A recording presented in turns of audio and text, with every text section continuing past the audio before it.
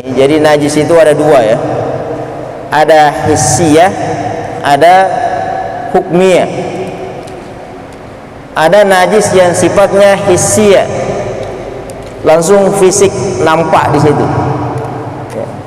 Misalnya ada air kencing anak kita di situ, atau sisa-sisa kencing kita dari kamar mandi.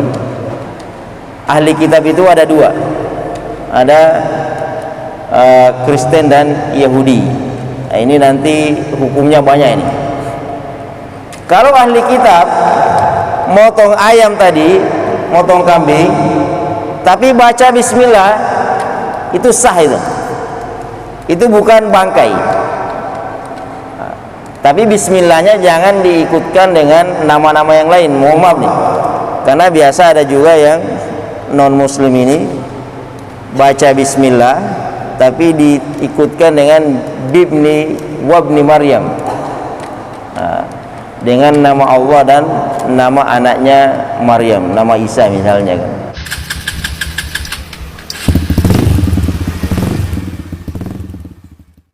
Bismillahirrahmanirrahim.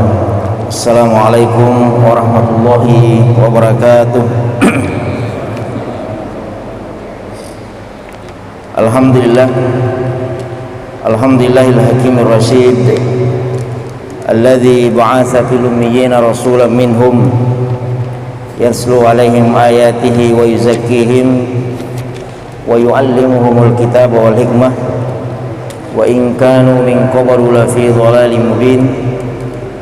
Asyhadu an la ilaha illallah wahdahu la syarika lah wa asyhadu anna Muhammadan abduhu wa rasuluh. Amma ba'd. Subhanaka la ilma lana illa ma 'allamtana innaka antal alimul hakim. Subhanaka la fahma lana illa ma fahamtana innaka antal jawwadul karim. Hasbunallahu wa ni'mal wakil, ni'mal maula wa ni'man nasir. Wala haula wala quwata illa billahil aliyyil azim. Alhamdulillah, kita bersyukur kepada Allah Subhanahu wa taala.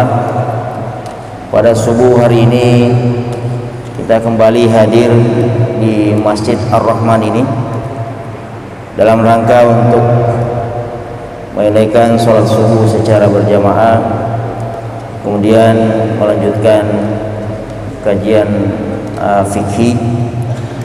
Mudah-mudahan senantiasa Allah memberikan kita hidayah dan inayah.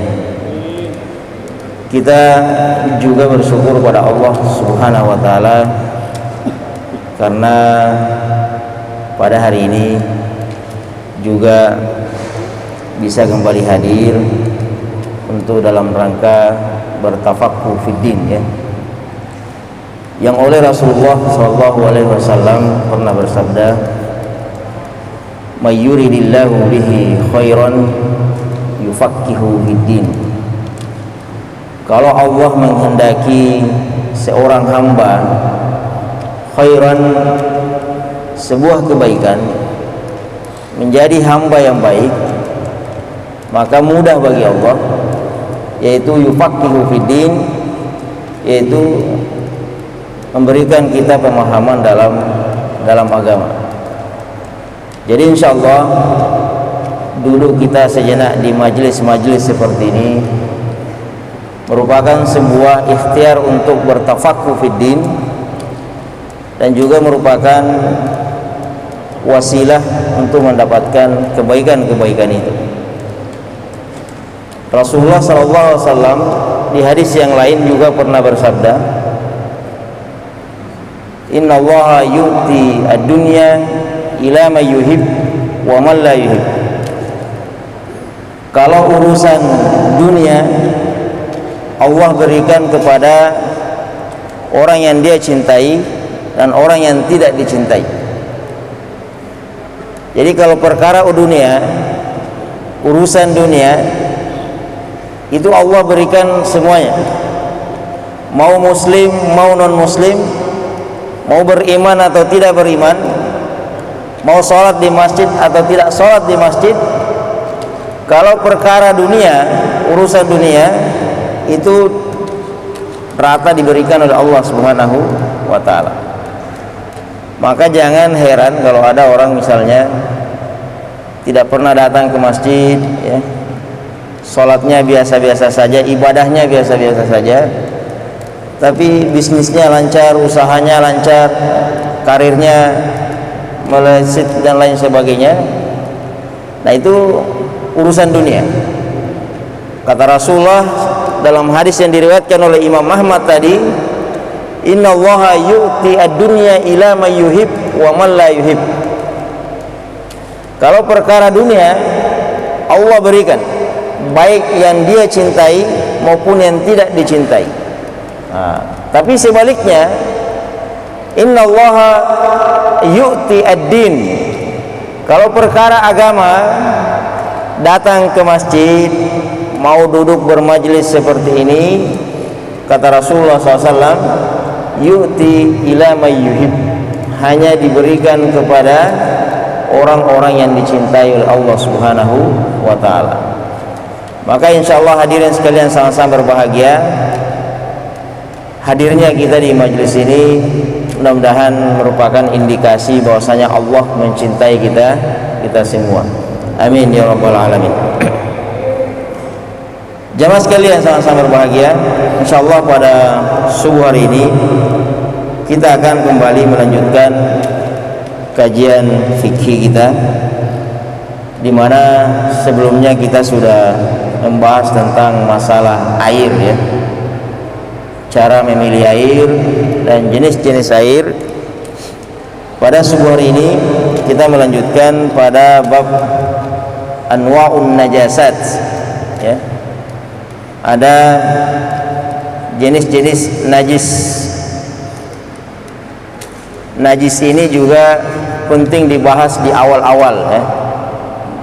Karena jangan sampai kita sudah berharap, sudah berwudu, sudah pakai parfum, sudah pakai siwak, sudah lengkap, tapi ternyata di badan kita ada najis, di tempat kita ada najis, di pakaian kita ada najis. Itu juga membuat ibadah kita tidak sah, ya. Jadi kalau ada najis, itu sholat tidak sah. Wudunya sah, tapi ibadahnya nggak sah.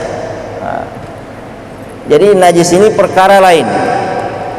Jadi sebelum kita sholat, ini pastikan di badan kita, di pakaian kita, di tempat kita sholat itu tidak ada najis. Nah, cuma untuk memahami ini, kita harus tahu dulu yang mana disebut jenis-jenis najis itu. Sebagai gambaran di awal, contoh, kita kan sering berdebat panjang, ya, tentang hukum memakai parfum yang beralkohol itu kan. Boleh atau tidak, sah atau tidak, najis atau tidak. Itu masuk di pembahasan ini. Cuma sebelum kita bahas tentang jenis-jenis najis ini, jadi najis itu ada dua, ya. Ada hissiyah, ada hukmiyah. Ada najis yang sifatnya hissiyah, langsung fisik nampak di situ, ya. Misalnya ada air kencing anak kita di situ, atau sisa-sisa kencing kita dari kamar mandi kena di celana dan lain sebagainya, itu hissiyah. Ada juga yang disebut ma'nawiyah atau hukmiyah, seperti junub.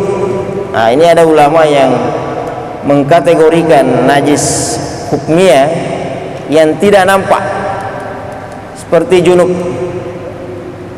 Makanya ada sebagian ulama fikih itu berpendapat orang yang sedang junub itu tidak boleh jauh-jauh berjalan, pokoknya junub langsung mandi. Ada ulama fikih yang berpendapat tidak boleh salaman dengan orang yang junub karena dianggap najis hukmiyah tadi. Ada, ya. Dan memang orang yang sedang junub itu tidak sah untuk sholat sebelum mandi junub. Nah, itu najis fisik dan non fisik. Nah, sekarang kita bahas tentang jenis-jenis najis. Jadi sekali lagi penting untuk kita pahami hal ini, penting untuk kita mengetahui ini supaya kita sholat betul-betul dalam kondisi bersih ya. Meskipun misalnya tadi sudah tuntas wudunya ya, airnya sudah benar ya, cara wudunya benar, ternyata ada najis, nah itu membuat ibadah kita juga tidak diterima oleh Allah Subhanahu wa taala. Yang pertama adalah al-maitah ya. Yang tergolong dalam najis adalah al-maitah, yaitu bangkai ya, bangkai. Mama tahatfa amfihi ay min ghairi tazkiyah. Definisi bangkai adalah semua hewan yang meninggal tanpa dipotong secara syar'i. Jadi kalau ada orang motong ayam misalnya, ada orang motong ayam atau motong kambing kemarin, motong sapi, tapi tidak baca bismillah, lehernya putus. Itu golok yang dia pakai tajam, Pak. Tapi tidak baca bismillah, itu bisa dihukumi bangkai. Nah, makanya mohon maaf ya, itu kan sembelihan itu ada macam-macam ya. Ada kalau sembelihannya orang muslim tidak baca bismillah, itu juga bangkai. Nah, meskipun yang memotong muslim, tapi kalau tidak baca bismillah, itu bisa jatuhnya bangkai. Nah, ada juga potongnya ahli kitab. Ahli kitab ya. Ahli kitab itu ada dua. Ada Kristen dan Yahudi. Nah, ini nanti hukumnya banyak ini. Kalau ahli kitab motong ayam tadi, motong kambing, tapi baca bismillah, itu sah itu. Itu bukan bangkai. Nah, tapi bismillahnya jangan diikutkan dengan nama-nama yang lain. Mohon maaf nih. Karena biasa ada juga yang non muslim ini baca bismillah tapi diikutkan dengan bibni wabni Maryam, nah, dengan nama Allah dan nama anaknya Maryam, nama Isa misalnya kan. Nah itu tidak sah, harus dengan bismillah. Atau non muslim ya, non muslim Kristen tadi dan Yahudi, dia motong tapi tidak baca bismillah, itu juga bangkai. Nah, jadi ada tiga golongan di sini. Ada muslim, ada non muslim, dan non muslim ini terbagi dua.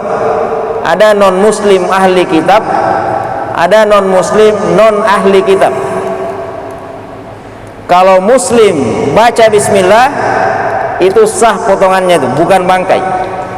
Kalau non muslim ahli kitab, Yahudi dan Nasrani tadi memotong hewan dan baca bismillah, itu sah potongannya, itu boleh dimakan dan tidak bangkai. Tapi kalau non muslim dan bukan ahli kitab mau baca bismillah atau tidak baca bismillah, itu jatuhnya bangkai, najis dan tidak boleh dimakan. Nah, makanya di Batam ini kan riskan juga nih. Di Batam ini banyak agama kan ya. Nah, tengok tuh, tengok non muslimnya, non muslim apa dulu. Jadi banyak hal yang harus diperiksa, Pak ya. Tadi kita sudah sepakat ya, non muslim kalau ahli kitab baca bismillah sah potongannya, bukan bangkai. Nah, tapi kalau non muslim bukan ahli kitab, Pak, itu nggak usah langsung tanya, Pak, nggak usah ditanya. Meskipun ada tulisan bismillah di situ, meskipun ada tulisan halal di situ, kalau dia yang potong, itu udah nggak halal. Tapi kalau bukan ahli kitab, non muslim dan bukan ahli kitab, dia hanya menjual, yang potong misalnya di RPH Temiang punya muslim, dia hanya menjual ayam itu, dia hanya menjual daging kambing dan sapi itu boleh dimakan kalau muslimnya yang potong dan baca bismillah. Kira-kira paham ya? Nah ini, jadi non muslim ini harus dibagi. Ada non muslim ahli kitab, ada non muslim non ahli kitab. Kalau non muslim yang ahli kitab, Kristen dan Yahudi, memotong hewan baca bismillah, itu sah potongannya itu dan bukan bangkai. Tapi kalau non muslim yang bukan ahli kitab mau baca bismillah atau tidak baca bismillah, maka potongannya tidak sah dan itu dijatuhi sebagai bangkai. Kalau sudah bangkai dan kita bicara bab yang sekarang, itu berarti najis. Maka bisa dipastikan semua hewan yang meninggal, yang dipotong maupun tidak dipotong tanpa baca bismillah, itu jatuhnya bangkai, Pak. Nah ini makanya hati-hati. Ini panjang sekali sebenarnya pembahasan tentang bangkai hewan ini, karena kita sudah sangat terbuka sekali, Pak. Apalagi di Batam ini. Di Batam ini tidak bisa dihindari banyak sekali produk-produk ayam ataupun daging itu impor semua tuh. Impor semua, dan kita harus betul-betul memastikan itu yang potong siapa, cara motongnya bagaimana, baca bismillah atau tidak baca bismillah.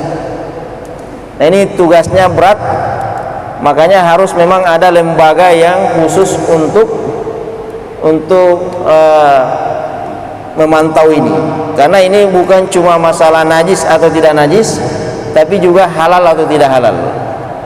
Nah ini ya, yang pertama masalah bangkai ini jelas najis ya, najis.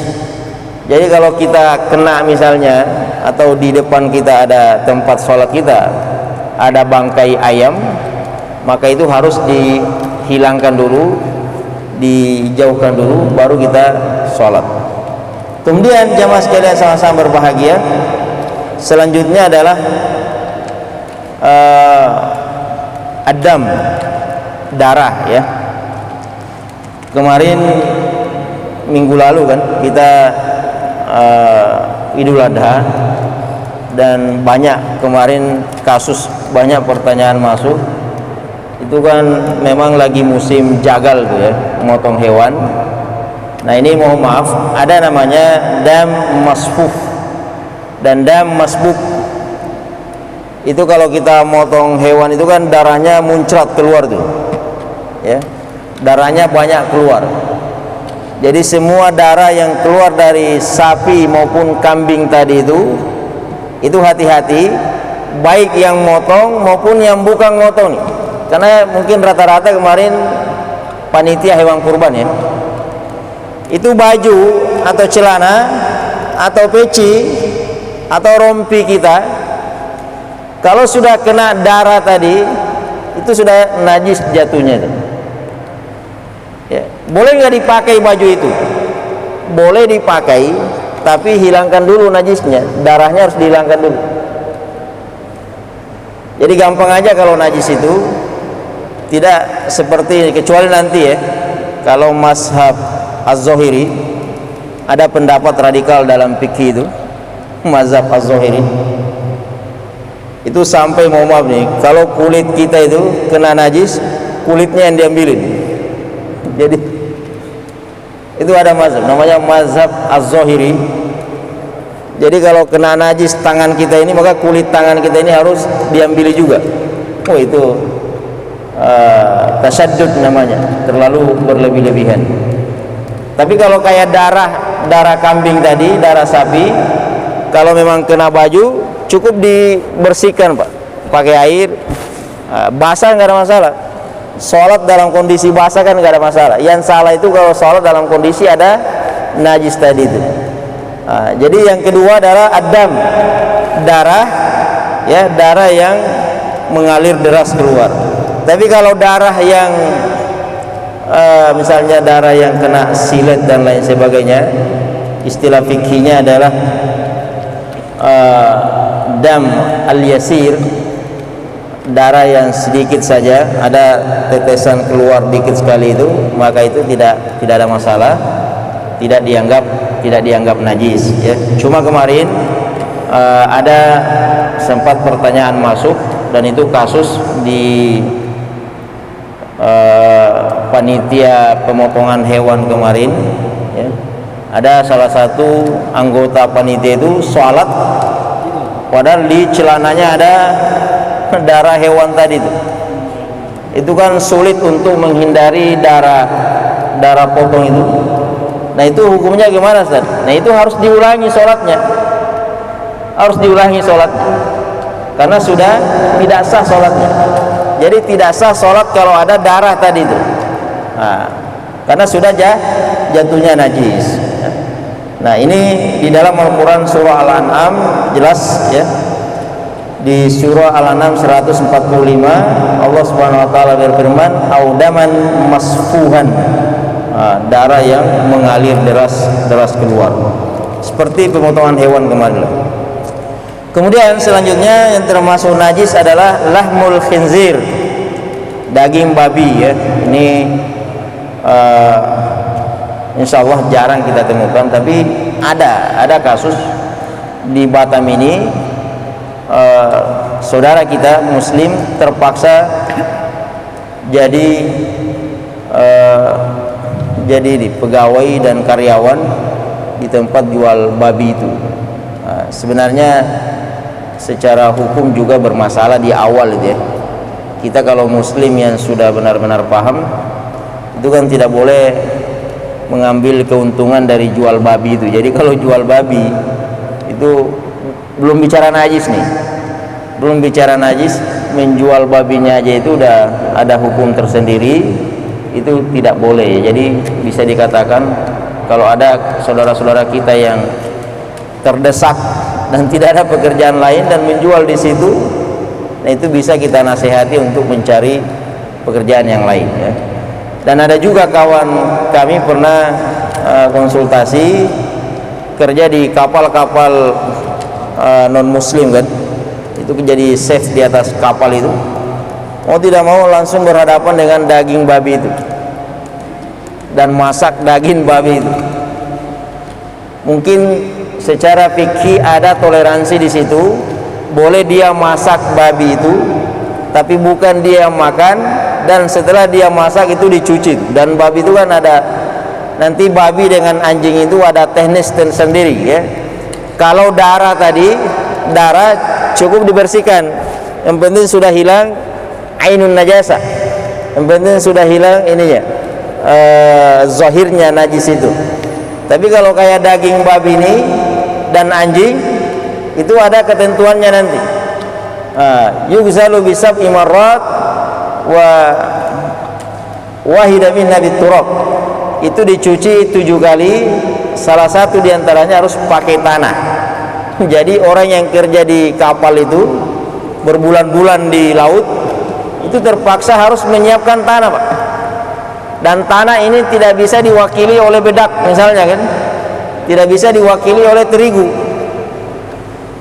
Ini resiko kerja biasa, dan kadang kita temukan apalagi di Batam ini, mohon maaf, masih ada saudara-saudara kita yang menjual babi itu dan tiap hari harus pegang daging babi. Jadi babi itu jelas ya, itu adalah juga najis. Bila kita kena najisnya ini, maka harus disucikan dulu. Kemudian selanjutnya nih, yang termasuk najis adalah qai'ul adami, muntahnya manusia. Jadi kalau kita muntah, apa yang keluar dari muntah kita itu adalah najis. Nah ini biasa terjadi kan, misalnya di masjid ya, atau di mana saja kita berada, tiba-tiba muntah, maka kulit badan kita atau pakaian kita atau tempat sholat yang kena muntahan itu harus dibersihkan karena jatuhnya najis. Kemudian wabauluhu, kencing manusia ya, kencing kita itu najis semua, kecuali misalnya dalam mazhab Syafi'i, bayi laki-laki yang masih konsumsi ASI itu kalau dalam mazhab Syafi'i itu tidak ada masalah, bukan najis, cukup dipercikan air. Makanya nanti masalah air kencing ini mungkin minggu depan insya Allah kita akan membahas tentang fikih toilet. Jadi toilet itu ada fikihnya nanti, termasuk masalah kencing ini. Yang jelas kita sepakat dulu subuh hari ini, kencing manusia itu najis. Makanya hati-hati kalau kencing ya. Nah, itu air kencing itu bisa jadi neraka itu. Dan banyak orang disiksa di kuburan gara-gara air kencing ini. Nah, nanti insya Allah ada pembahasannya. Kemudian waraji'uhu. Oh maaf, ini kotoran manusia ya, kotoran manusia itu juga najis. Nah, itu juga najis, kotoran manusia. Jadi kalau kena misalnya mau maaf nya anaknya itu, maka harus dibersihkan sampai bersih ya, karena itu najis. Kemudian selanjutnya adalah al-wadyu. Wah, ini ada istilah ini. Ada namanya wadi, mazi, mani ya. Ada 3 ini. Wadi, mazi, mani. Kalau air mani mungkin sering dengar ya, dan pernah alami. Tapi wadi ini masih banyak yang tidak mungkin baru. Air wadi dan air mazi ya. Dan ini ulama itu dalam fikih dibahas, karena kan nanti ada yang najis, ada yang tidak najis. Wadi, mazi dan mani. Yang pertama adalah wadi. Apa artinya air wadi itu, Pak? Al-wadyu wa huwa ma'un abyadun sakhinun ba'dal baul wa huwa najis min ghairi khilaf. Yang namanya air wadi adalah cairan air abyadun, warnanya putih, sakhinun, kental, keruh, ba'dal baul, biasanya keluar setelah kencing. Biasanya keluar setelah kencing. Pernah gak mengalami ini, Pak? Air cairan putih, kental, agak keruh warnanya, keluar setelah kencing. Itu juga najis. Makanya di sini, Pak, mohon maaf ya, ingin kita sampaikan, itu tradisi ulama-ulama dulu itu nggak kayak kita sekarang. Mohon maaf, kadang kita kalau lihat orang-orang, mohon maaf, supir-supir biasa itu di pinggir jalan udah kencingnya berdiri menghadap ke kiblat, pinggir jalan, ditengok banyak orang, habis itu langsung cabut aja, tidak disiram, tidak bersuci. Itu pasal, berapa pasal kena itu, Pak? Berapa pasal kena itu? Itu nanti dibahas di fikih toilet. Kenapa? Ini orang, apalagi yang cairan seperti ini, itu kalau ulama dulu, tradisi ulama dulu, itu kadang lama-lama di kamar mandi itu, Pak. Bahkan kan nanti itu kalau udah pembahasan kencing itu, kencing yang benar ya, kencing yang benar itu bukan cuma yang penting keluar gitu aja tuh, jelas. Kencing yang benar itu bahkan ini detailnya ulama itu, ketika selesai ini kalau bisa paha diurut nih.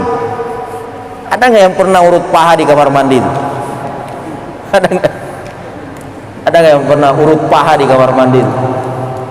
Itu anjuran fikih sebenarnya, Pak. Kalau kencing itu, mohon maaf nih, kalau laki-laki kan gini, itu jangan langsung cabut aja gitu, habis suci langsung, enggak. Itu kalau anjuran ulama dalam fikih itu, ini diurut dulu nih, diurut. Kalau perempuan berdehem-dehem dulu atau ini ditekan ke bawah. Sama biasa kita kalau memandikan mayat itu kan di sini harus kencang supaya keluar semua kotoran itu. Itu mayat aja digituin, apalagi orang hidup. Kalau mayat misalnya nggak sampai bersih, itu udah selesai urusannya tuh. Tapi orang hidup, kalau ini nggak tuntas, itu bisa masuk sholat dalam masjid sini ini dalam kondisi ada cairan tadi tuh. Nah, ini kita banyak biasa menganggap remeh masalah ini, padahal itu masalah krusial. Kalau setitik kencing tadi itu normal nih, setitik kencing tadi itu keluar tanpa kena siraman air bersuci, udah itu sholat harus diulangi, Pak. Nggak sah sholatnya. Itu udah jatuhnya najis. Meskipun kita berwudu, tapi kan najis. Wudu lain, najis lain. Nah ini yang pertama adalah wadi. Wadi ini mungkin suatu saat ada yang mengalami hal ini. Jadi saya ulangi, ma'un abyadun thakhinun, air putih, cairan putih kental. Biasanya keluar setelah kencing, wa huwa najis, dan itu ya najis. Dan ada dua konsekuensi di situ, yatawadda wala yaktasil, dia harus mengulangi wudunya dan tidak usah mandi junub. Jadi mohon maaf nih, kalau air wadi itu hukumnya najis, tapi nggak usah mandi junub, cukup berwudu. Cukup berwudu. Kemudian selanjutnya adalah mazi, ya. Pernah dengar juga Pak ya? Air mazi. Apa sih yang disebut air mazi itu? Ini biasa anak muda yang belum nikah nih Pak yang mengalami ini. Mazi ma'un abyadun lazijun yakhruju inda tafkir fil jima'. Ini Masya Allah ini. Yang namanya air mazi itu adalah cairan putih agak encer, biasanya keluar gara-gara pikirannya kemana-mana, ya. Oh maaf nih, kalau bahasa pikir di sini lebih ekstrim nih. At-tafkir fil jima', kadang ada orang berpikir berjima, berhubungan badan, karena nggak punya istri akhirnya keluar. Tapi bukan air mani, itu namanya mazi. Ini harus survei dulu, tapi tahu lah perbedaannya itu, ya. Tahu bedanya. Atau indal mula'abah, ini bahasa fikih ya, mohon maaf nih. Keluar gara-gara mula'abah, bermain-main. Mohon maaf, mungkin istrinya lagi haid atau lagi nifas, tapi udah nggak sabaran, akhirnya bercumbu, tapi nggak sampai berjima. Enggak ini, tapi keluar cairan tadi itu. Dia nggak kental Pak, ya, nggak kental, encer, warna putih. Nah itu mazi namanya. Banyak biasa yang gini, yang salah pikir kan, atau pikirannya salah. Itu juga najis, hukumnya najis. Illa annahu idza asaba al-badan wajaba ghusluhu wa idza asaba as-sawb iktaba fi birrash bil ma'. Katanya kalau air mazi ini keluar, maka kalau kena badan itu dicuci, ya. Kalau kena pakaian cukup diusap begini nih. Mohon maaf nih, celananya kena itu, ya kan? Ini mohon maaf, laki-laki itu beda-beda Pak. Ada yang terlalu normal, ada yang kurang normal, ada yang setengah normal tuh. Ada kadang laki-laki itu mohon maaf, atau perempuan baru lihat lawan jenis lewat itu udah lain perasaannya itu. Dan kemana-mana ini ya, sampai di bawah itu keluar. Iya. Nah itu cek dulu mazi atau air mani. Kalau mani nanti ada pembahasannya itu, ada hukumnya. Kalau cuma air mazi, cairannya encer itu putih tadi, itu najis, dibersihkan, tapi nggak usah mandi. Nggak usah mandi. Tidak sampai mewajibkan mandi, hanya dibersihkan. Paham Pak ya? Ini hadisnya ada, saya nggak usah baca hadisnya ya.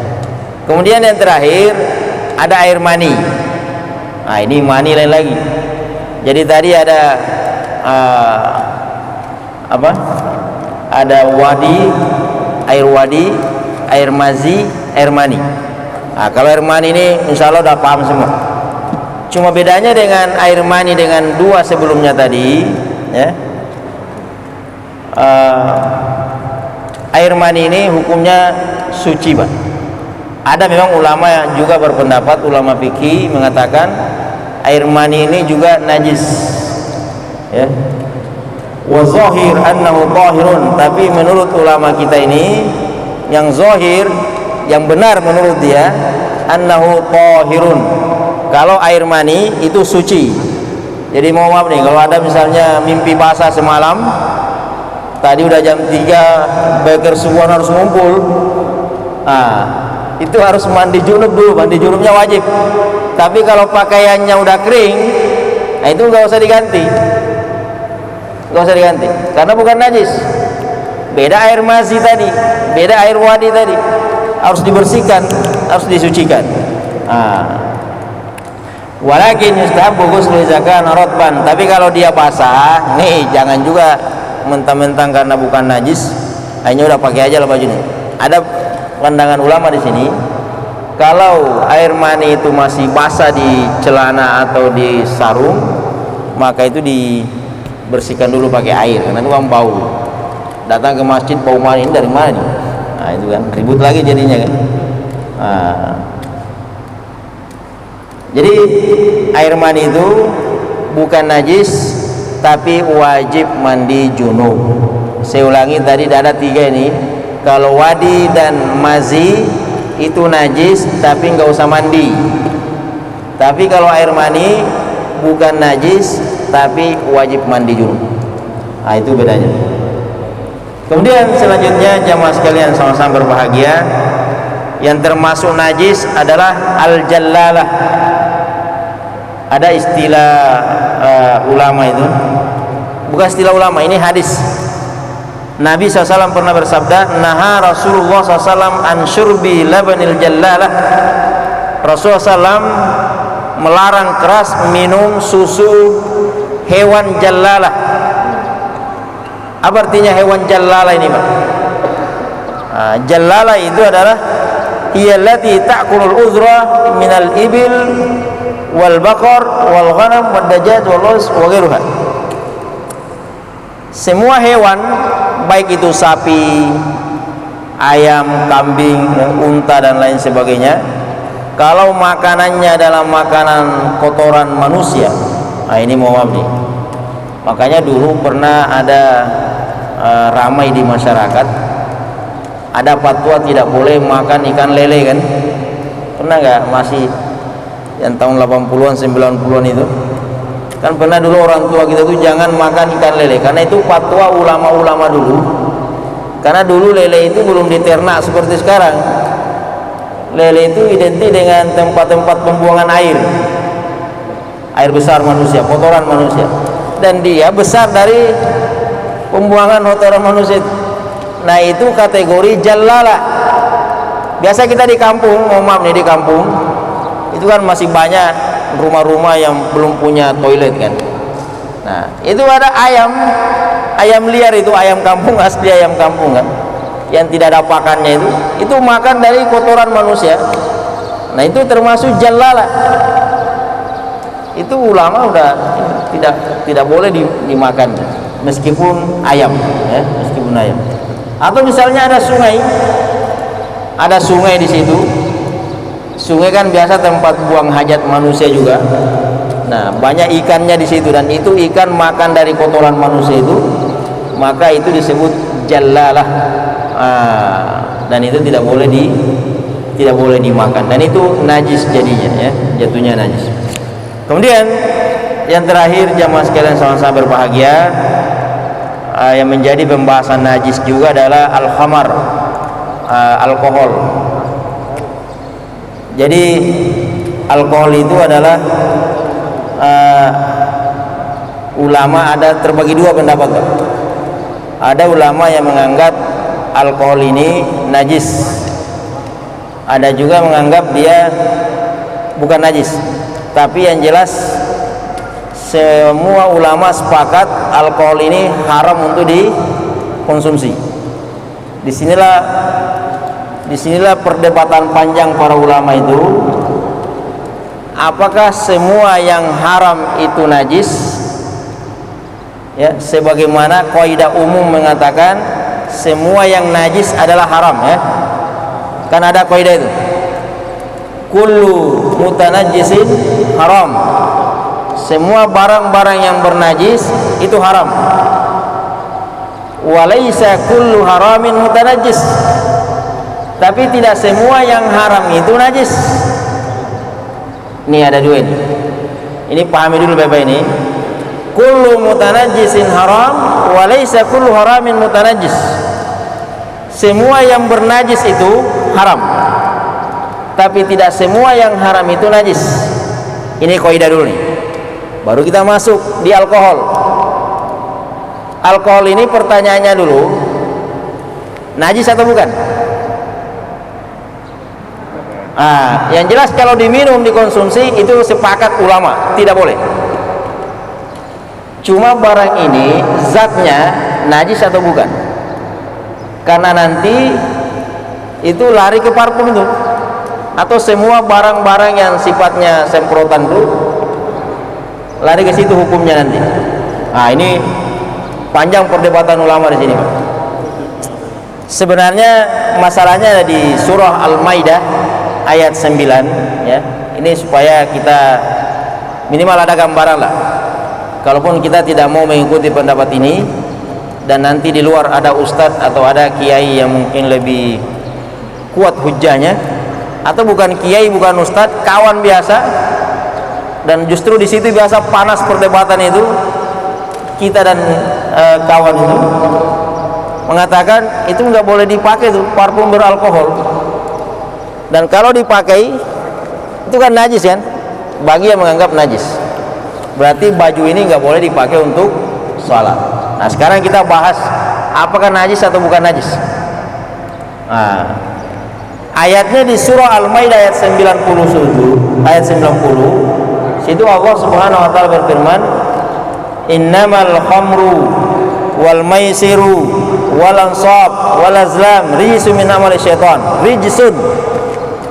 Sesungguhnya khamar itu rijsun.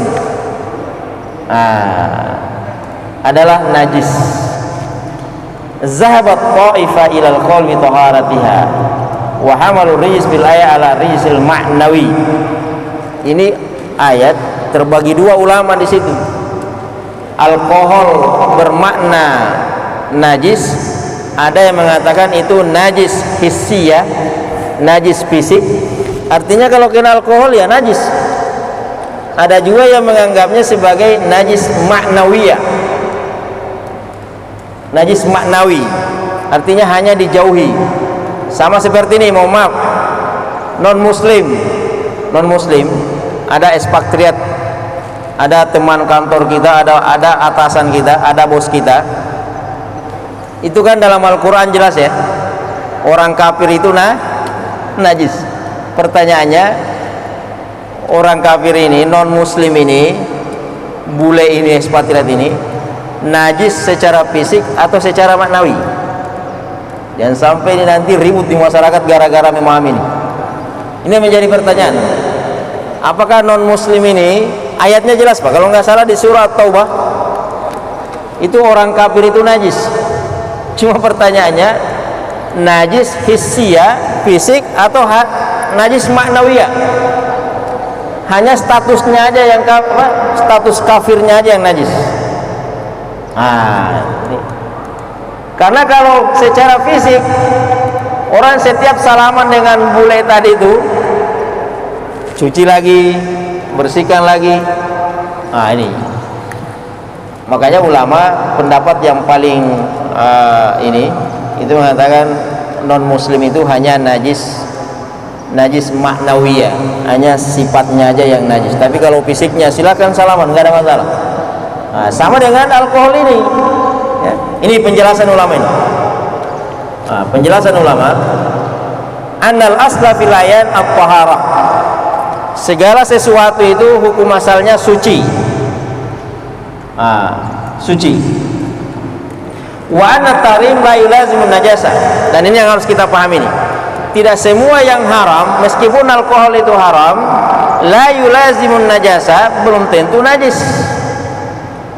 Belum tentu najis. Fa innal hasyisyata muharramah wa hiya tahirah. Ya. Seperti misalnya kucing, ya, seperti kucing, itu haram dimakan, tapi bukan najis. Banyak kucing Pak di dalam masjid itu. Kita bersentuhan dengan kucing, najis gak? Tapi boleh nggak dimakan? Berarti tidak semua yang haram itu jadi ini dikiaskan dengan khamar tadi. Kira-kira mulai berubah nggak ininya itu? Dan dia memaknai ayat tadi, khamar itu najis adalah najis maknawi saja. Artinya itu dijauhi karena dia haram hukumnya, bukan karena najis fisiknya. Dari sinilah ulama berpendapat, ya, ini mohon maaf ya kalau ada yang tidak sepakat, kalaupun pakai parfum ada alkoholnya, ya, ada alkoholnya, itu kan cuma disemprot, hanya kena badan kan. Yang haram tadi yang mana? Yang haram kalau diminum, dikonsumsi, masuk lewat mana aja tuh. Tapi kalau hanya disemprot gini, kalau kita mengambil pendapat Imam Asy-Syaukani tadi ini, penulis kitab Subulus Salam, Syarah Bulughul Maram, itu mengatakan alkohol itu bukan najis. Kalau kita ambil pendapat ini, berarti parfum yang beralkohol itu nggak usah diributkan, silakan pakai. Kecuali Anda mau mengambil pendapat yang mengatakan alkohol itu najis, berarti parfum yang ada alkoholnya itu jangan dipakai untuk sholat, dan memang haram sama sekali dipakai karena najis tadi itu. Karena kalau sudah jatuhnya najis berarti haram untuk dipakai. Nah ini sekedar gambaran sederhana bahwasanya alkohol itu memang ada banyak pendapat Pak. Jadi kalau bicara fikih itu banyak pendapat ya. Intinya nggak usah bersitikan di sini. Kalau ada yang mau pakai parfum yang non alkohol silakan, itu lebih bagus. Karena ada kaidah mengatakan al khuruju minal khilaf afdal. Keluar dari perdebatan itu jauh lebih afdal. Apa contohnya? Parfum tadi. Kalau ada yang non alkohol, lebih baik pilih non alkohol, iya kan? Daripada pilih yang alkohol yang debat panjang ulama di situ. Tapi kalau ada yang pakai parfum beralkohol karena berdasarkan pendapat ulama ini, itu juga nggak ada masalah. Ada dalilnya Pak? Ada dalilnya. Nah itu ya. Jadi artinya dari sini kita bisa paham bahwasanya parfum yang ada alkoholnya kalau hanya sekedar semprot-semprot dan kena baju dan kita ambil pendapat bukan najis, maka itu satu hukumnya boleh dipakai parfumnya, yang kedua tidak najis dan sah dipakai untuk sholat.